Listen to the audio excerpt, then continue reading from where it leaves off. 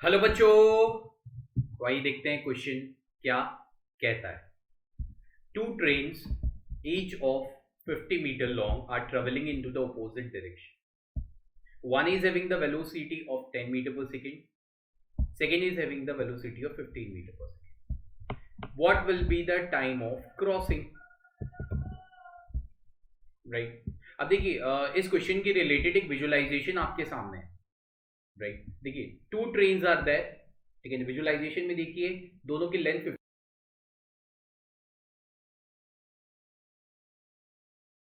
जा रहे हैं.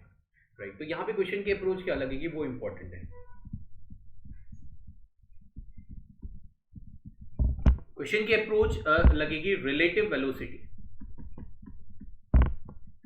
अब रिलेटिव वेलोसिटी के क्वेश्चन को सॉल्व करते समय राइट एक तरीका बताता हूं, वो सबसे पहले इंपॉर्टेंट देख लीजिएगा. Acceleration of first with respect to second है कि नहीं. दोनों पार्टिकल में कोई एक सिंगल एक्सेलरेट हो रहा है तो भी रिलेटिव पर्सपेक्टिव से राइट एक्सेलरेशन आ जाएगा.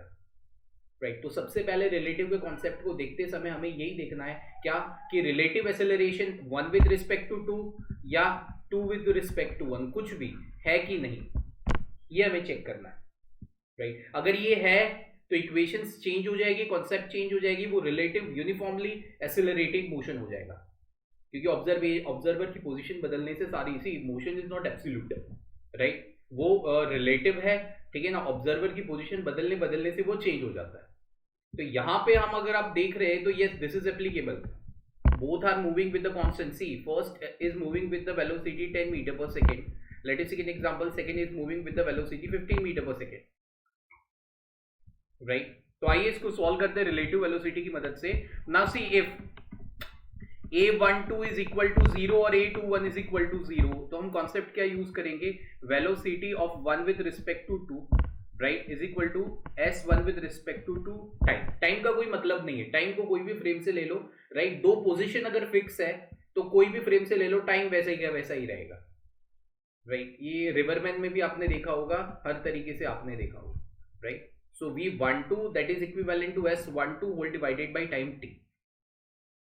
Right, v12 that is equivalent to s12 whole divided by time. अब यहां पे राइट v12 का मतलब क्या है, this is velocity of one with respect to to.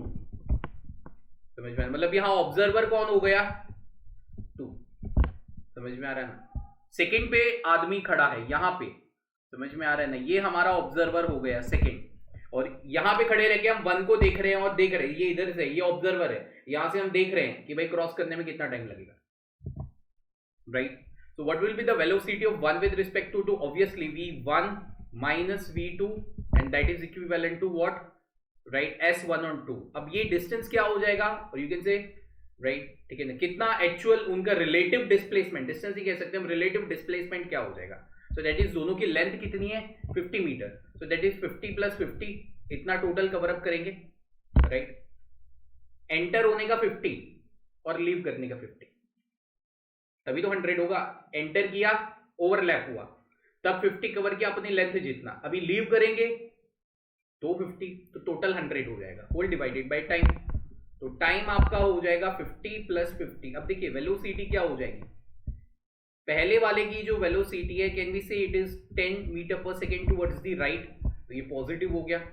मैं आई ले लेता हूं, वेक्टर में आप लिखो तो भी कोई प्रॉब्लम नहीं है. This I is only for the understanding purpose, like आपको सही तरीके से समझ में आ जाए. जनरली राइट 1D में हम सीधा लिखते हैं, आप उसको वेक्टर में भी लिख सकते हो, कोई प्रॉब्लम नहीं है. राइट, ठीक है ना.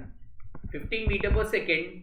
राइट, नेगेटिव क्यों लिया, क्योंकि वो नेगेटिव आई की तरफ जा रहा है. So this is negative of 15. So that is 100 whole divided by 25 time, that is equivalent to 4 seconds. That is the perfect answer to this specific question. The second option is a perfect answer to this specific question. Hope so you all understand this question. Thank you bachcha ji and all the best.